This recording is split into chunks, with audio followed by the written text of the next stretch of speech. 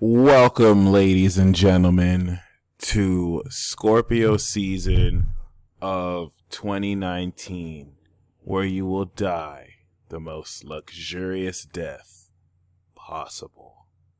Of course, in exchange for your life and your soul, what you will gain in return is just nothing short of miraculous. The best part about this is that it all happens in the beginning. Literally everything that is relevant to Scorpio season happens within the first 10 days of the transit. And the next 10 days is where you integrate all the craziness from the first 10 days and literally break through into supernatural, and I do mean this, bliss, supernatural bliss, victory, and amazingness. Hold me to that, because this may seem like a hyperbole or an exaggeration, and yet it is not. It is merely the truth. It's very important to embrace, because a whole lot of how you're getting ready to perceive energy, period, moving forward, has much to do with the deep inner shift within your very being, core, and essence.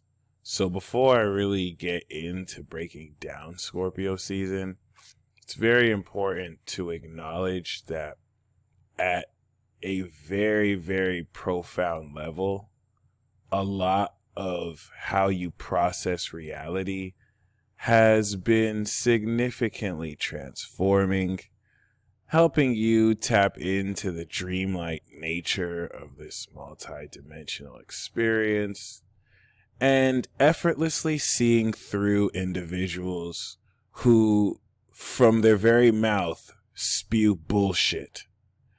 This has now led up to this culmination point where you finally know what is and what isn't. Don't worry, in another 4 months, a plot twist will occur, and you'll realize that you really didn't know a single thing this whole time. But until then, the universe will lead you on and give you breadcrumbs and make you actually think you know anything. This is going to be amazing, because in between then, you're getting ready to see farther and clearer than you've ever seen. And it's definitely going to be super amazing. But before then, before we upgrade our sense of sight, we are going to purify the conscious mechanism that allows us to tap in purely at the core of our experience. Welcome to Scorpio season, where you will most certainly die a luxurious death. It's not going to be a painful one. It's going to be a very blissful one. It's going to be a death that really has you reevaluate, once again, everything that you thought you knew to be true in light of deep archaic wisdom that basically shows you to your face how crazy life truly is. The importance of this Scorpio season is the middle finger to the face of convention that dared to assert its presence in your life in the first place.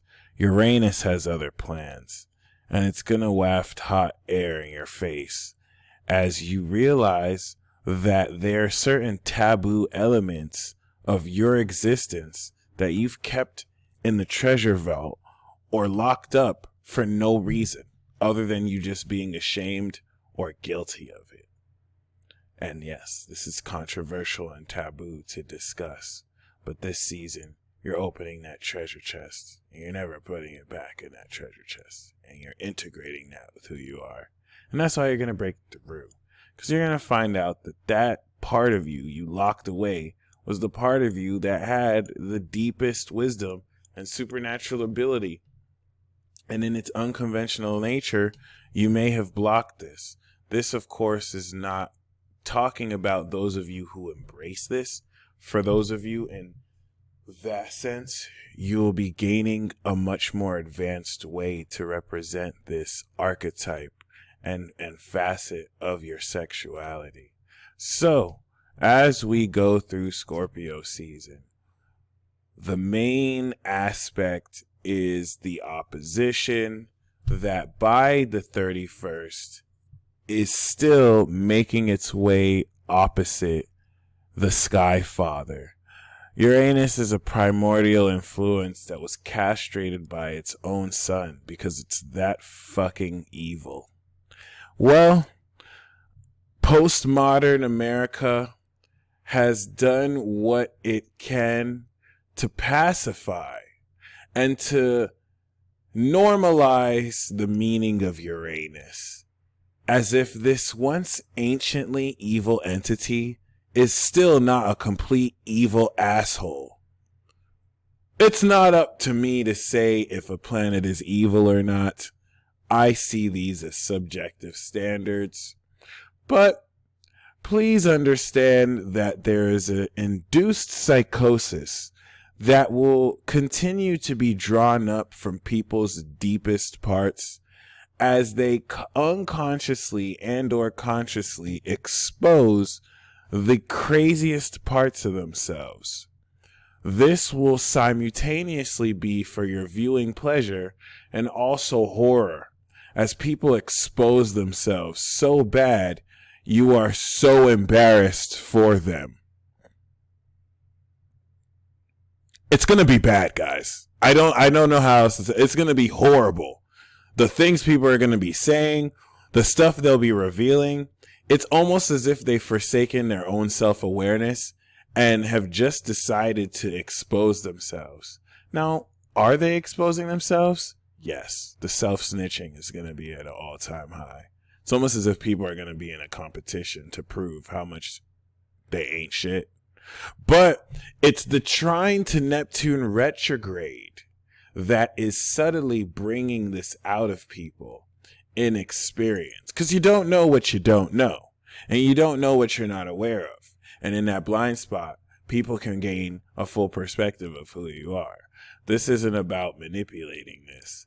This is about tapping into the core of your being and approaching every single facet of this transit at your deepest self.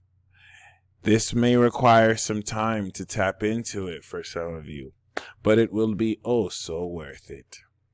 Especially because of this deeper psychological energy that will make you keenly aware of the shade towards you, the hatred or the dark negative emotions towards you. Be prepared with Mars and Libra to directly confront this with style, with grace, and with the willingness to kick motherfucking ass. As we step into November, and we now gallivant the second decan of Scorpio, as the kids say, shit is going to get real.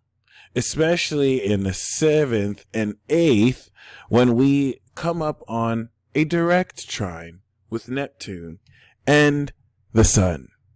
This will also coincide with a perfect sextile, and now it is at this point that I can only marvel at the dance of the stars and the planets as they align so effortlessly and casually. This is the benefit of being a Patreon member. We could really explore deeper the inner wisdom of freaking Saturn stabilizing these two supernatural psychological energies, almost as if Saturn needs to direct your senses because the intuitive insights you're going to be picking up are so profound. If it's not grounded, you're going to just basically flip a shit. So Saturn is going to flesh out and crystallize what you're feeling deep inside. I think it's at this point I should make it a point of contention to let you understand that until we come to the 8th, from the very beginning of Scorpio season, you're coming in to a profound realization. And Mercury retrograding in the event space of this trine is going to help you process with deep psychological clarity, getting to the root core of this gnawing feeling of being onto something, what this something you're onto is. And it's going to be dramatic because a lot of people in this world are fucking idiots. And they're stupid. And instead of being honest with who they are, they would rather project to you their insecurities. And you don't have time for that. You will never have time for that. On a day like the 8th, you will not have time for that at all. And as such, there's going to be an eruption of a lot of people who are fed up with the stupid people in their lives and the stupid things they do. Please do not take this tone of voice I am adopting to just be a sarcastic veneer. It is with great reluctance that I must bear this message of a moon cycle starting in Aries when we step into the 8th, where grown men and women will throw tantrums on a nuclear scale because they don't get what they want, because they're fucking stupid. You don't need to be a part of this drama, although with the trine of Venus and the moon in Aries, this will initiate forward-moving action that's very passionate and that's very creative. It's because of this combustive energy that people are going to take it way left field and with a lack of self-control, ruin the best of a good thing. But you don't have to be a part of that. You can use this energy to enlighten yourself with what's revealed. Because let me reveal, by the time we come to the 8th, everything that's been revealed to you since we've started this transit is going to come into a climax here. You are going to be so, like the Saturn in Capricorn is going to be so resolute that the insights intuitively you pick up will be so profound, you're not going to want to believe it. But Saturn will manifest a real life context so that you can't not believe it. So that it's almost as if, wow, this sign was specifically here to subvert my disbelief because these insights were that profound. We need to talk about Venus and Sagittarius, however, because this is ascending your heart out into space, allowing you to love in a way that represents your highest joy. What is the way you would be in a relationship if you are the happiest you've ever been? Events are circulating behind the scenes and in front of your face to prepare you for this happy joy. Please understand that as you shine, motherfuckers throw shade. And as motherfuckers throw shade, they are simply just jealous and envious of the inner peace that you have. Most of this is actually unconscious, as they're reacting to an element of your energy that may irritate them. It's nothing that you have to respond to. I want you to even take account of how childish the motivations of these basic people are, and that jealousy and envy is their motivation. Please understand that they will go out of their way on the surface to act like they're not jealous of you. They have this. They do this. They know this person. No, they're completely jealous of you, and they're losers. Please understand that November 8th is a crucial point where every oppositional and outside influence is addressed and brought to your face so that you can deal with them. Because once we move forward, as Venus progresses in Sagittarius and reaches that ascension point in Jupiter, you are now going to experience this conjunction the 10th and the 11th, which will allow Mercury and the Sun to pass the baton and facilitate a much more powerful understanding of these radical insights as we activate the full moon, taking this new cycle of supernatural transformation. And brace yourself. Are you seated? Are you seated? Okay. Physically manifest it at a conscious level. This is it, guys. You're physically manifesting your supernatural ability at a conscious level. And as you do so, this is going to prepare you for the ascension cycle that will occur, okay, in Sagittarius season. So that everything that's manifested consciously in another 2 weeks from the 11th of November, it will ascend into light. And we will now begin the process of connecting our conscious supernatural abilities, freshly manifested, with our superconscious, so that we can fly. And then we can teleport to our friend's house and talk about how a bird shit on their face because they were flying too close to them. And they have to learn how to fly. And that it's nothing like they thought it was in the comic books. And that they almost died flying because they didn't know that when you travel at fast velocities with the will of your mind, your human bodysuit is that much more possible to die, because this is not a fucking comic book and it's real life. So, contemplate the sheer maniacal craziness of what I said, and then contemplate further that this is actually going to be a reality, and that you are a part of very historic times. As such, I'm going to release this for free as well. You guys get October free. This transits are way too gnarly. I gotta upload it for free.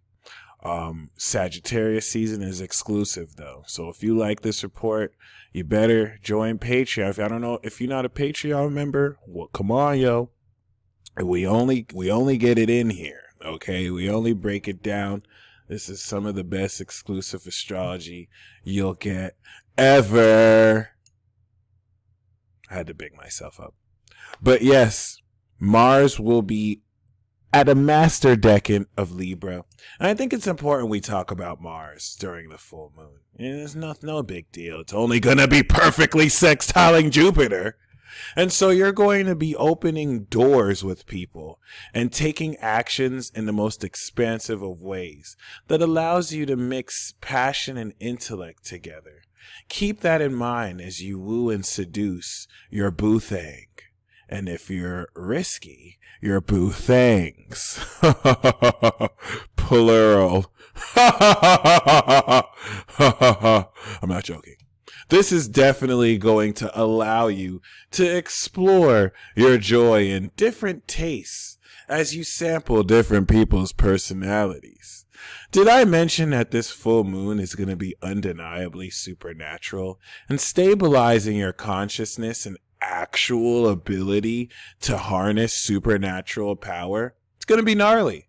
It's going to be fucking crazy. It's not going to be nothing you've ever been used to.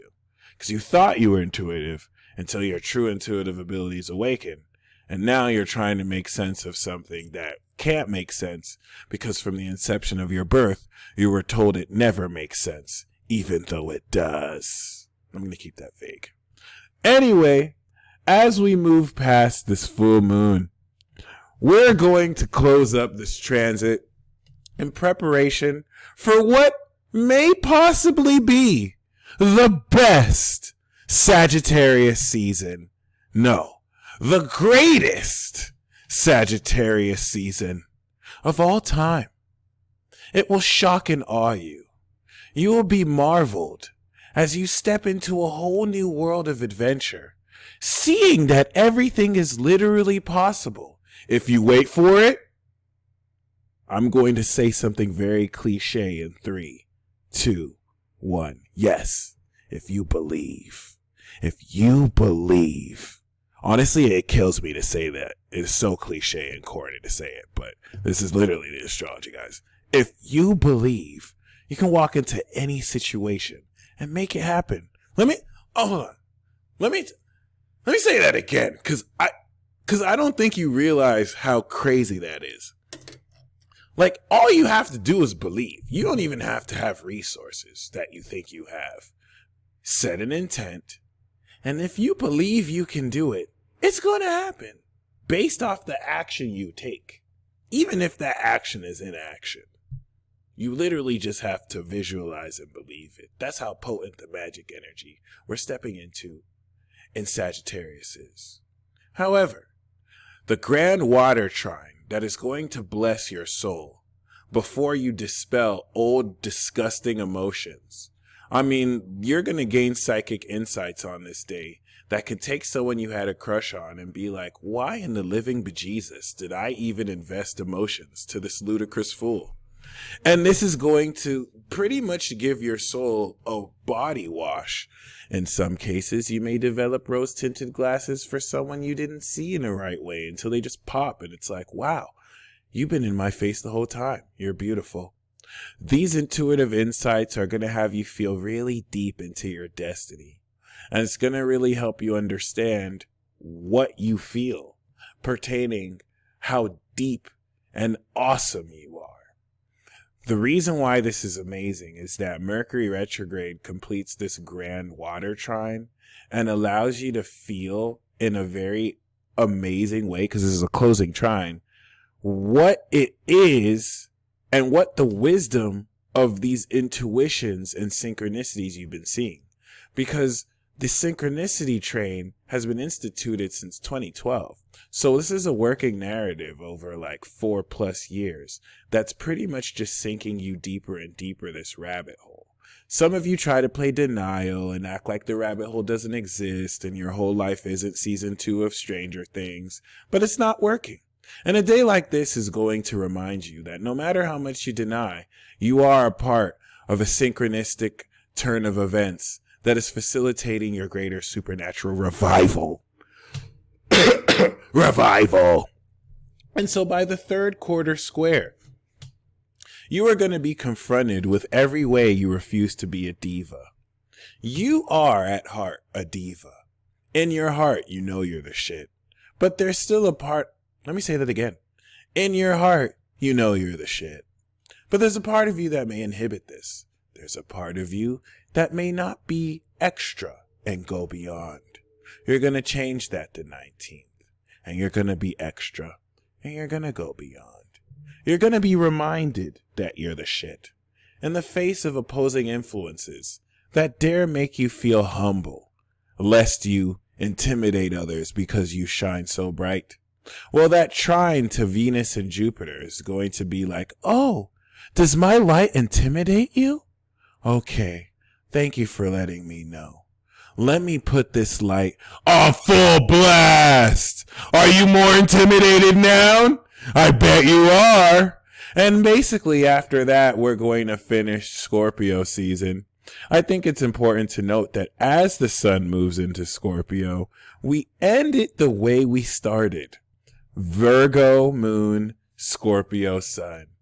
Helping your wishes come true as you manifest a masterful perspective over this glorious transformation that has triggered you to the depths and has made you contemplate murder several times. Don't worry, you won't ease up in Sag. You'll only feel like murdering people more, but this time you'll feel like murdering and having sex. Doesn't mean you're a murderer. It just means that you won't escape the feeling of murdering idiots. And there you go. That is our Scorpio season. I'm now going to pull the cards for each sign. Okay? Aries. And then after I pull for each sign, I'm going to pull one more card for everyone and an oracle card.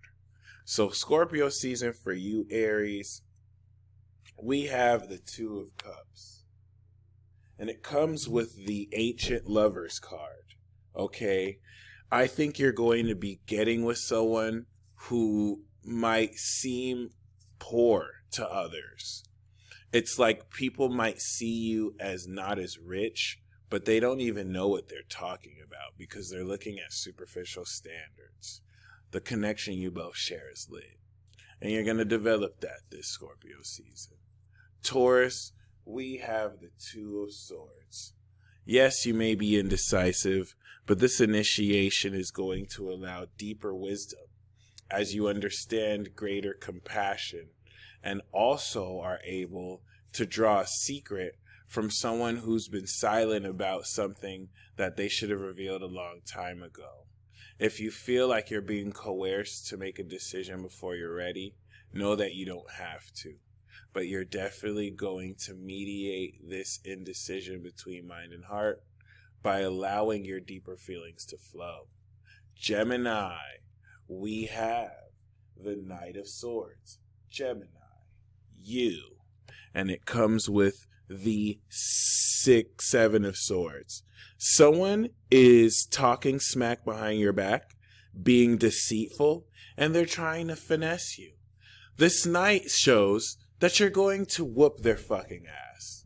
You're going to confront them, and you're going to embarrass them. And the embarrassment is going to be swift. I think for some reason they thought they can deceive you, but they didn't know you were messengers of truth. And so after you embarrass them, you're going to basically destroy them so it doesn't happen again. Cancer, we have the King of Wands. And that card comes with the Eight of Pentacles. Overseeing your independent work as the work you're doing is meaningful, opening up for independent avenues of growth. This could be talking about a supervisor position, or you may have your work monitored by an entrepreneur. You may work for an entrepreneur, gain an employee, but I see this as both aspects of you working hard, but still making that work you're doing passionate.